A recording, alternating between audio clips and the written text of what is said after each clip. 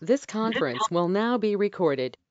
Okay, so we start the Shar Hashlishi, the third gate of the Chovot duties of the heart, which is the gate of service to God, which really gets to the very core of why it is that we're here, what life is really meant to be all about. Okay, so service of God. What page is that in your book? 183. When you have your pen 1 second. So 183 in that Feldheim, and in your book 230. 230. Okay. No, I don't think it is. Yeah, yeah. Okay. Amar Mechaber, the author wrote and said, Mipnei shebe'arnu, because we have explained b'masha avar, in that which has passed, right? The first gate was the gate Shar HaYichud, of the oneness of God, where he delved into many philosophical discussions that we did not go through. And typically they're not really learned. And some of those I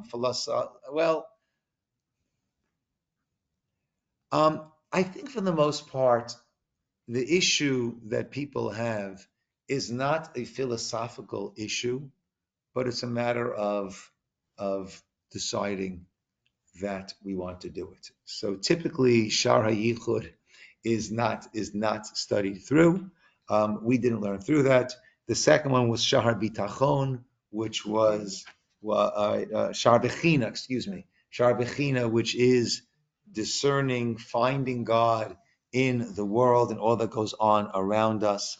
So being that we've gone through the first two gates, right, of Yichud Elokim, of the oneness of God, B'leiv Shalem, with a full heart, V'ofanei, and the different aspects and types of Bechinat Tovotav, of all the array of God's goodness, Al Hadam, on a person, and we are dedicating our learning in the memory of those who have perished and in the merit of those who are fighting and those who've been taken captive, that there should be as good a resolution for the present situation as there can be.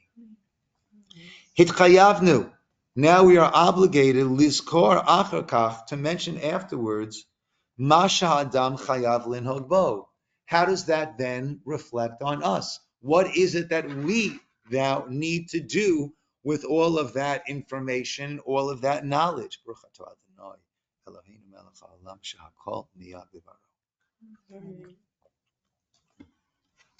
Kashir Baru Etzlo, when all this becomes clear to us. And what is that? What then is there upon us to do? Who kibul avodat ha'elukim. That is to accept upon ourselves the service to Hashem. Kafi asher yichayveu haseichel. Just the way the seichel, that one's simple understanding obligates, lemetiv al mishehu sheitiv lo.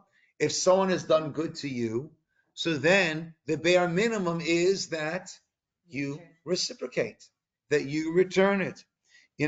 It's interesting, making a blessing before we eat. There's no great, philosophical conundrum. If someone gives you something, what do you say?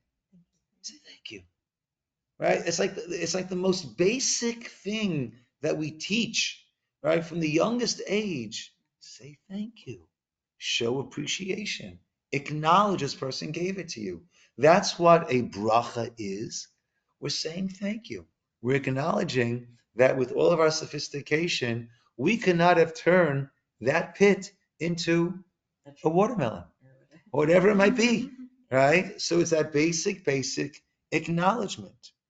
V'ra'ui lahakdim, but it makes sense to preface biftichat hashar hazeh, in the opening of this gate, beur ofanei tovot, an explanation of the different categories of those who give good to others, v'chiyuvei hoda'ah alein, and the resulting obligation of thanks that comes from that.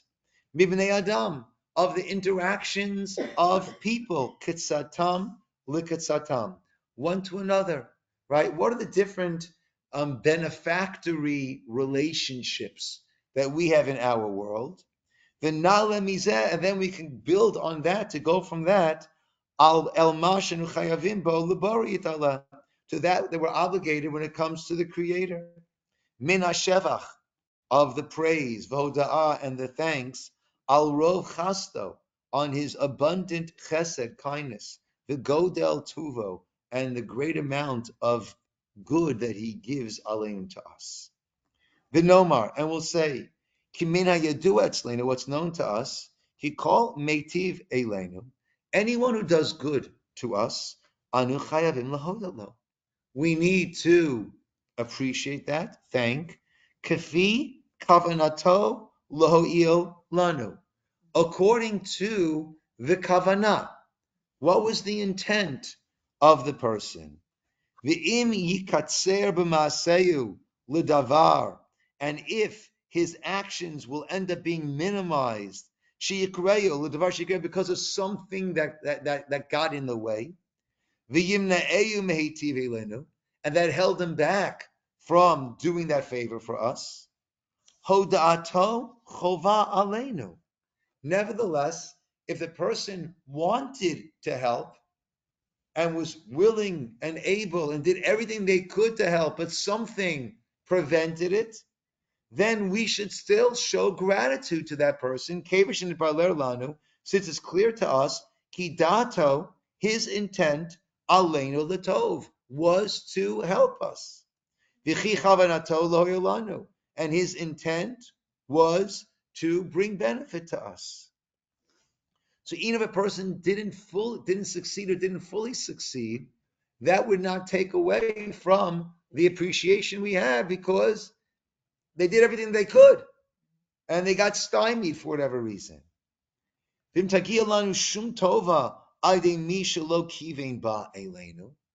And if we'll get a benefit from someone who had no intent to help us, then we will not have this obligation to thank that person. Right? There's no then obligation to show thanks to someone who had no intent of helping us. Give me a good example of what that might be. I'm waiting in line in the supermarket. There's a person with a big cart in the front, right? And all of a sudden they realize that they forgot something. And it's like magic. This big cart all of a sudden slides away, and then here I am. I'm ready, right? Do I say thank you to that person? You might thank God for that. I should thank God for that. I'm not going to thank that person, right? The person had no intent of helping me, right? But let's say the person in front of me just has a few, has a full cart, and I've just got a few items. I always let them go too. Yeah, you're a good person, Like, right? Look and go, yeah. Oh my gosh, he has a 5 things. Yeah, let the person go. So let's say the person was about to say, "Hey, sir, why don't you?" At my age, right, people say, "Sir, sir, why don't you just go ahead?" But unbeknownst to that person, the cashier started checking them out already. So at that point, they can't really let me go first. They're gonna have to finish up. But they had good intention. Right? Yeah. So, but what do I feel at that point? Still say Gratitude. Still say Thank you. Anyway. They wanted to help. Yeah. So our gratitude is not so much based on the benefit that we actually received from the other, but it's really based on what was the intention, right? What was the feeling of that other person? Okay? The kashen is bonain, the tovot. Now let's analyze the tovot of bnei adam ksatam ksatam. Let's analyze the good that we have in our interpersonal connections. Einan yotzot me'acham mechamesh panim. He says generally it's going to fall into 5 basic categories. Hayachad tovat ha'av laben, a parent to a child, right? Parents do a lot for their kids. That's one category. Hasheni, second category. Tavat ha'adon el avdo, a boss to his worker. Hashlishi, thirdly. Tavat ha'ashir al harash, the good that a wealthy person, a person of means, does to help a person who's poor or less means. Kedei lekabel sechar shamayim. And why are they doing it? Because I want to receive reward from heaven. I want to do this mitzvah, so God will pay me back. Va'revi'i, fourthly, tov v'nei adam ksatam ksatam, the good that one person does to another, liknot Hashem b'kavod v'ligmul ha'olam, in order to have a good name, people will respect him for that, or ligmul ha'olam, now the person owes me, right? Right? And therefore, there'll always be that reciprocal action that I can look towards, right? That's what we always say, that at a funeral it's called chesed shel emet. That's true kindness. Because they can't redo it, right? They can't like. There's no reciprocating, right? V'chamishi, and fifth, tovat hachazak ala chalash, the good that a strong person does for a weaker person, va'avor chemlato alav, out of compassion for him. We'd say, oh, that's very, very selfless. You feel for someone else, right? I'm not doing it to get the reward in the next world. I'm not doing it. The person's they're going to owe me, right?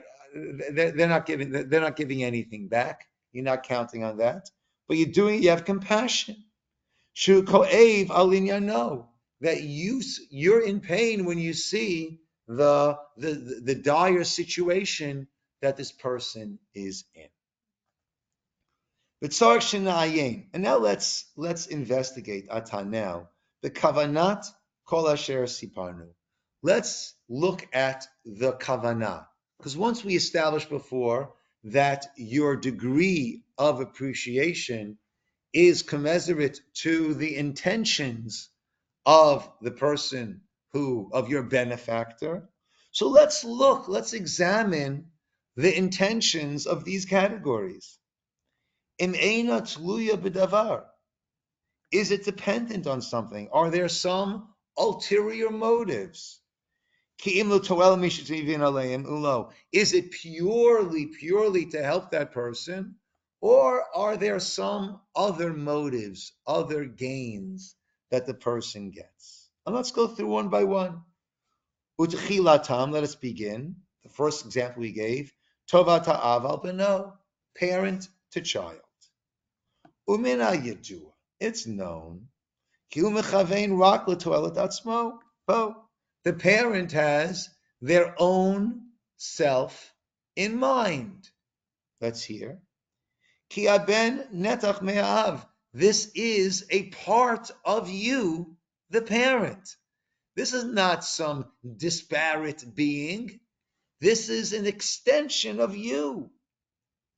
Im otsem tikvato chukatovo.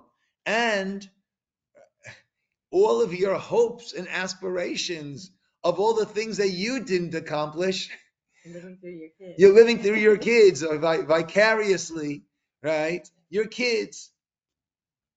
Valo tireh, and see. Okay, so we'll see. I'm seeing some disagreement over here. So we'll see. You're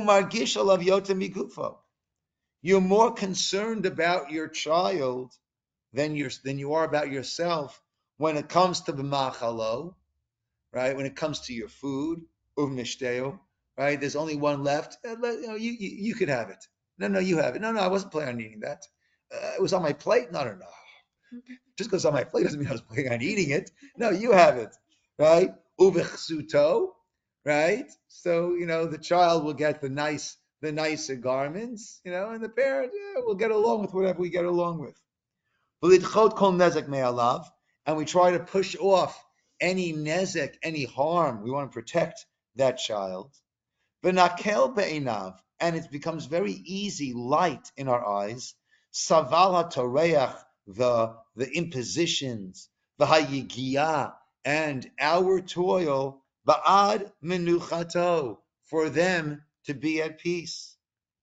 Ima shehitva'u alav avot min harachamim v'achemla b'neihem, because there is this nature that God implanted in us, that we have compassion, and we want to take care of our children, and at our own expense, to our own detriment often, but we'll give to the kids. But it makes you happy, so it's kind of. Yes. I mean, when I do stuff, I don't know. I do because I'm glad to do it. It's not really a detriment. You know what I mean? It might okay, I don't take the last of whatever piece right. of food, but it's like I'd like to see that. Right. So what he's saying is that is something that was put into our nature. Mm-hmm. Right? It's interesting. Animals don't have that. Right? Well, at least the fathers don't. Right? In the animal kingdom. Right? They don't know who their kids are. Right? And often they'll, right, and in lions or whatever, they'll kill off because their offspring are potential rivals. Right? Right? And even the mothers, they'll take care for a little while, and then off they go. They're on their own, right? They're not tethered until to the parents as it is by humans, right? Except for emperor penguins, where the fathers they stay around and they nurture the egg while the mothers go out right. to the ocean. Right. Yeah. And what's amazing is when the eggs hatch, the mothers know who their child is, and the child knows who their mother is. Wow. Right? It's incredible. That's back to Shara Bechina, right? The wonders of the world that Hashem made. There are good dads. There's a few. Yeah. Yes. Yes. So first of all, hitu alav avo merachamim. So we have this imprinted nature, the im kol zeh, right? That we have this compassion on the children, and also, but it's not completely selfless, even though it appears to be selfless. We're putting them before ourselves because they are us. They are our continuity. So so we'll strap ourselves to help pay off some of the loans so that they'll be able to go and have a good life when we're not here anymore, that we will continue on through them. So there is much of these ulterior motives that go into it. Not a gross base ulterior motive, but really it is because we see them as a part of ourselves. Right? Otherwise, why will we work to pay off our kids' loans but not someone else's kids' loans? Because we love them more. Why do we love? Because we love them more. Why do we love them more? Because they're a part of us. Yeah, because they're a part of us. So what we do for them, to a certain degree, we're doing for ourselves. Yeah. Otherwise, if it's so altruistic, so why your kid and not someone else's kid? Yeah, I never thought of that way. Yeah. Being part of yourself. The even calls there, but with all that, chayvu Torah v'asechel, the Torah obligates, and our own logic obligates, ala ben, to the child, ha'avoda, to serve that parent, va'kavod, honor, yira, awe, as the pasuk says, kavedus avicha v'simecha, honor your parents. Uksiv ish imo v'avatiro, one should be in awe of their parents. Shma b'ni musar avicha v'al titosh torat imecha. Hear, my son, the musar, the rebuke or the guidance of your father, and do not reject Torah, the teaching of your mother. The Amar in the pasuk says in Malachi there, ben yichaved av, the eved adonav. A child needs to honor the parent, the servant, the master, the worker, the boss, whatever that will be. Even though the father, the parent, that is this nature that they are imprinted with. And ultimately, what is the parent passing on? Good that God gave them. They haven't created any of that. It's good that was bestowed upon them by God. V'hu shliach ba bilvad. And you are the shliach, you are the agent, that you get it in this hand and you pass it off into the other hand. So even though there are all of these other factors that mitigate the intent, the kavanah of the parent, child has to honor the parent. Next category, tova ta'adon alavdo, boss to worker. Right? He's talking about a master to a servant. In our world, we don't have masters and servants, right? But we have those who are bosses and those who work under those managers, we'll call it. Yadu, it's known, ki hu mechavein l'takim mamano. Right? Why does the boss want his workers to do well? Because happy workers are productive and the bottom line improves, right? That's why you want the workers, because they will help you to earn more money. I want to, right, through helping that person financially, ultimately what's going to happen? I'll be helped financially. In Sarcholavato, so I need him to get the work done. Right? And his intent is for his own benefit. The im calls that, but even taking that into account, that this worker needs to have appreciation to and thanks to those who are paying him, those who gave them a job, those who are giving them their livelihood. As the pasuk we quoted above, ben yichaved av, child to parent, eved adonav, right, servant to master, worker to boss. Aval tova ta'ashir al harash, and the tova that's done of a wealthy person helping out a poor person, l'kabel sechar shamayim. That's being done in order to receive, right? And he's doing it to receive the heavenly reward. Hukasocher. So basically, you're doing business. You're doing business with the mitzvahs. Hukone hana gedola kayemet. I'm acquiring a great, lasting pleasure, deferred, yagia le'achar zman, that will only come after time. B'tovat, by giving katana, something small, va'avuda, something that's not lasting, v'nivzit, and something that is somewhat degraded. Yitnena miyad. So I'll give a little bit now. I'll give $20 now, right? That's small, inconsequential, not lasting. And for that, I'm going to get eternity, right? It's an amazing deal. The intent is to glorify my own soul in my ultimate point, Vitova, through the good, Shefkiro can be ado, that God gave me, right? He gave me this tzedakah as my discretionary account to decide who to give it to. That I could give it to the one who I think I should give it to. Umin hayadua, yet it's known, ki ra'uilo doto to l'shabcho, that it's proper to thank.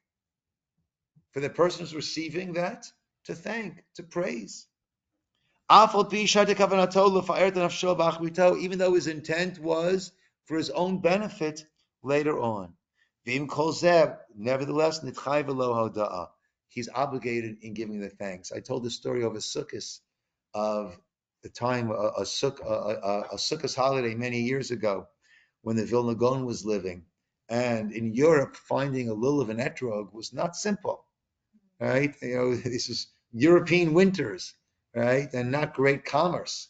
And there was one holiday where they could not find a lulav and etrog. Not one. And then they heard that in this village far away, there was one Jew at a lulav and etrog. And they went to him, they said, listen, right, We need this for the Vilna Gaon. He's the tzaddik of our generation. When he does the mitzvah, it brings a bracha for the entire world. If there's only a few people who are going to do it, the Vilna Gaon's got to be one of them. Please let us have that for the Vilna Gaon. The guy said, no, it's mine. It's my mitzvah. I want to do the mitzvah. And they kept pressuring. So he said, you know what? I'll give it up. One condition. The Vilna Gaon does the mitzvah, I get the reward. And they said, a chutzpah, the audacity, right? He said, look, that's the deal. Take it or leave it. They were furious, but they agreed. They went back to the Vilna Gaon. They were almost embarrassed, afraid to tell him about the terrible condition that had been imposed. Finally, they explained to the Gaon what happened. He was ecstatic. He was ecstatic. He said you're supposed to serve God without, not to receive reward. But in the back of our minds, we're always thinking, I'll get some reward. And now we have the opportunity to serve Hashem, to give him that nachas ruach, that pleasure of my doing a mitzvah with no ulterior motives whatsoever. He was ecstatic. He was ecstatic. Yeah. So that's how we're supposed to, right? But a person is doing it, right? And what he said over here also is used to explain. I think the Klei Yaakov gives a beautiful explanation over this. When the Torah says, don't take revenge, right? Lo tikom v'lo titor. Lo tikom, don't say, you didn't lend me, I won't lend you. Or don't harbor. Don't say, you didn't lend me, I'm not like you, I'll lend it to you, right? But it's such a natural reaction to harbor or to take revenge or to harbor. So how does the Torah tell us not to? So he gives an example, right? Imagine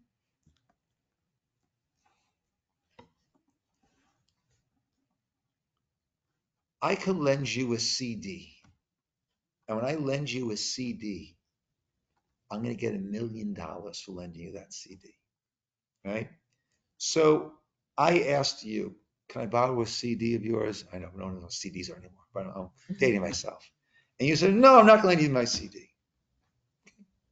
You come to me, can I borrow your CD, right? So what am I going to say? No, you didn't lend me, right? Or am I going to say, you were silly enough. You could have lent me a CD and gotten $1 million. Now I have the opportunity to lend you a CD and get $1 million. So I'm going to say, no, since you didn't get the $1 million, I'm not going to get the $1 million. No one's going to say that. We're going to say, sure. You decide to pass up $1 million. Right? That's on you. But I've got an opportunity to give you this stupid little piece of vinyl, right? And for that, I have the mitzvah of doing a chesed, and I'm going to get olam haba for that. Why would I take revenge? Why would I harbor animosity, right? But whenever we, right, this category number 3, is the rich person who's giving the poor person, thinking about olam haba, right? Nevertheless, so therefore, basically, it's a trade. The person's willing to give up some immediate pleasure of that $20 bill he has in his pocket that he could have used to buy something, and it's a deferred pleasure to get $1 million for the $20. So why should I thank him? Nevertheless, you have to give thanks. As Eov said, Birchat, Eov, who was lamenting over the position that he had been in, and now he was no longer in that position. And he said, Birchat Oved, Alai Tavo, the blessing of those who were lost, who had nothing, and I would help them out. Alai Tavo. That blessing, that's what I was used to. That blessing would come on to me. V'od Amar, and he further says, Eov says, Imlo barchuni chalatzav, right? His legs thanked me. Umigez kvasi yitchamem, that from the shearings of my sheep, he was able to warm up, that he got clothing. I was able to give him shearings of my sheep to make clothing. And he thanked me. Aval tov b'nei adam k'sadim l'chazam ba'avor avat hashevach ugmul ha'olam. Others, they help out one another because they know that they'll be praised for that. People will say, oh, Ciner's a really nice guy. Right? So they do it thinking, oh, People will praise me. Vakavod, people will honor me. Ugmul olam, and the guy owes me now, right? I know that I've got some money in the some credits in the bank over here, some goodwill in the bank. When I need it, I'll know who to call. So it's like I'm storing something by my friend. I'm giving him some money to hold on to. Because I'm afraid I might need it later on. That's why I'm doing it.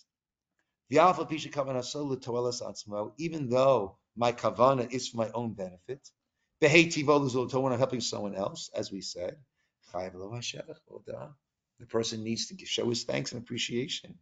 As the Chacham, the Mishlei says in Mishlei, Rabim yachalu pnei nediv. Many people go and come with requests from this great philanthropist. V'chol heira leish, v'chol heira leish matan. And a person who gives, he's got a lot of friends. Everyone is his friend. The Amar, and it says also in Mishlei, matan adam yarchiv lo. The gift that you give to a person, then yarchiv lo, that widens things up for him. And then he'll be brought in front of great, important people. Lastly, last category, the good that a person gives, good, he has compassion on the poor person. Not for olam haba, not for the world to come. Not that he'll get back from me. Not that I'm going to get any honor. No one knows that I'm doing this. I'm in pain when I see this person's in pain. You don't want to be in pain anymore seeing this guy like that, right?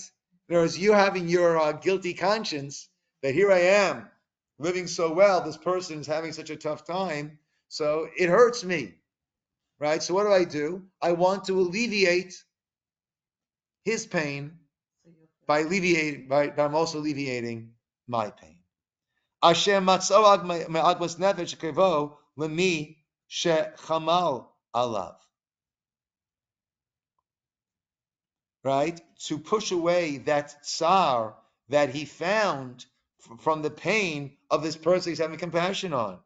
So what am I doing? I'm using the good that God gave me, the gifts that God gave me. I'm using that to alleviate my pain. Nevertheless, the person gets praised. As Eov said, oved mibli lavush ve'en ksut levion. Right? If I'll see a person who's lost without garments, without proper covering for this destitute person, im lo barchuni chalatzav. Like plus we had above. If his legs won't thank me, won't bless me, umigez kavasi, and from the shearings of my sheep, Yitchamein, he got warmed up. Ukvar nir'eh.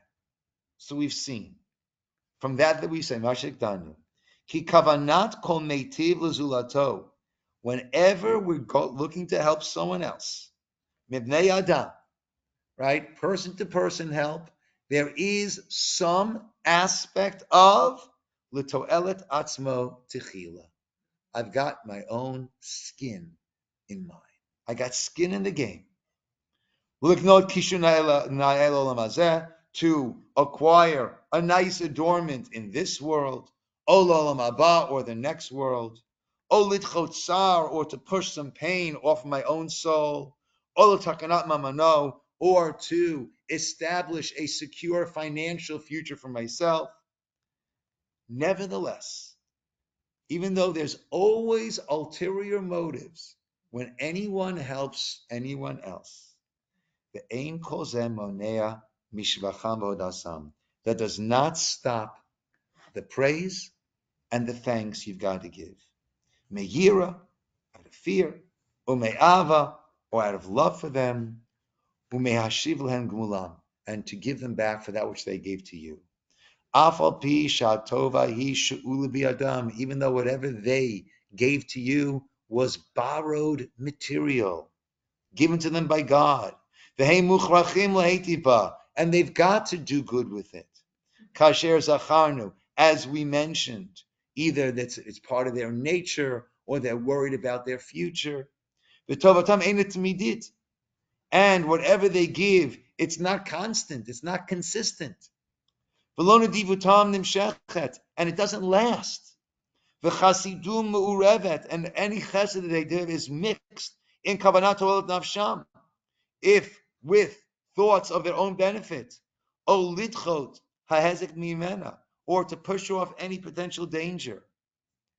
If that's the case, with all of the stained motives that go into any person helping another person, nevertheless, there's the obligation of appreciation, acknowledgement, thanks. But the person you're helping doesn't know that you have those feelings inside, so you're still doing them. You're doing a good thing. I'm not saying you shouldn't do. No, I know. I was just We're not thinking, saying not to do. They don't know what's going on underneath all of it, so Correct. it makes them feel good. And they, good point, Robin, and they should don the kafschus, they should judge favorably that this person is doing it with the most noble of Good intentions. Yeah. Right? They're doing them. But even with all that, what they're giving is not theirs. They're passing along what God gave them, right? And will they be there for you in the future? No way of knowing. Is what they're giving you, is that going to be long lasting? Who knows, right? There are so many detracting factors. Nevertheless, you've got to be full of thanks and gratitude to them. Now he brings it home. In Cain, if so, Kama Adam Chayav, how much are we obligated? Min ha'avodah, when it comes to service. Shevach, praise. V'hoda'ah, and thanks. Lebore hatova, to the creator of all that good. V'hametiv lo, and the one who's giving that good to us. Asher ein tachlit letovato, right? There is no tachlit, there is no end to all the good that he gives. Achi matmedet, and it's consistent. Every beat of our heart, that's pretty consistent. We sure hope it is, right? How many beats, how many heartbeats does a person have over the course of an 80-year life? I don't know, figure usually about 60 a minute. I think that's the typical, right? 60 times 60 times 24 times 365 Times 88. times 88 years. Let's go to 88. What do we have? Error. Yeah, it's like 2.7 Times 10 zeros. to the- Yeah, 10 to 10. Yeah. Billions. I imagine it's billions. Yeah, it's more than Yeah. Right. So talking about a tova that's matmeta, that's consistent. V'nimshechet mibilti kavanat toelet, where God gains absolutely nothing, no benefit whatsoever from what he gives to us. Below dichiyat nezek, it doesn't push away any harm from befalling God. He gains nothing, doesn't prevent any mishap. Rak nidava v'chesed. It is this gift. It is this kindness. Mimenu, from him, al kol hamidabrim, to all of us human beings. So beautiful, beautiful. So again, when it comes to thanks, we look at the kavana that we saw from we gave our grocery store checkout line parable, right? It's not what you gain, it's the kavana. And from all the relationships that we have, the person doesn't own it, they're passing it on, and it's not lasting, and it's not consistent. And there are always some other thoughts, motives that are mixed in. That's why we say that when we judge others lekaf sechut, favorably, then God will judge us favorably. So often it's mistranslated. If you give someone else the benefit, right? We say, Dan the Kafskum is give the benefit of the doubt. But that can't be the proper explanation, Rav Chaim Shmulevitz says, because then it wouldn't make sense. If you give them the benefit of the doubt, God will give you the benefit of the doubt. There's no doubt by God. So it can't mean the benefit of the doubt. Rather, what does it mean? It means judging favorably, meaning that recognizing that anything anyone does is a mix, a composite of many different motives, some of them very, very pure and altruistic, others somewhat selfish and self-centered. So when I judge them favorably, I attribute their action to the pure altruistic motives. And I don't say, oh, they're doing it just for this and this and this. I say, oh, that was so kind of them. That was so thoughtful. I don't say, oh, well, I know why he did it. He did it because, right? So if that's what we will focus on when we look at others' mixed motives, then Hashem will judge us favorably. When Hashem looks at us with all of our mixed motives, it'll be viewed in a positive manner. So if with all those mixed motives, we have this obligation to give thanks. So certainly when it comes to the good that we get from Hashem, that he went through in detail in the previous Shar Bechina, the gate of examination and appreciation. So with all that we get from Hashem, we have a tremendous, tremendous debt of gratitude. Right? That's a very, very telling expression. There's a debt. There's a debt of gratitude that we owe, right? And that debt needs to translate. And that's what this Shar is about. How that debt is meant to translate into Avodas Elokim, serving God. That's not meant to be this burden, right? But it's supposed to be this liberating and uplifting opportunity to connect to Hashem through his service. I'll pick up here next week, but we have to talk time, because until our classic start time had been 5:45. As soon as we change the clocks in November, in about a month's time, Marav will be 6:30.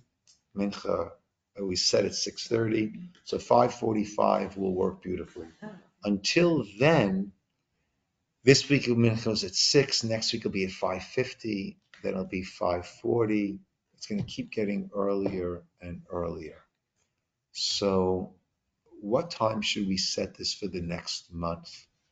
I'd rather not have to adjust it every week. I think that's usually a recipe for disaster.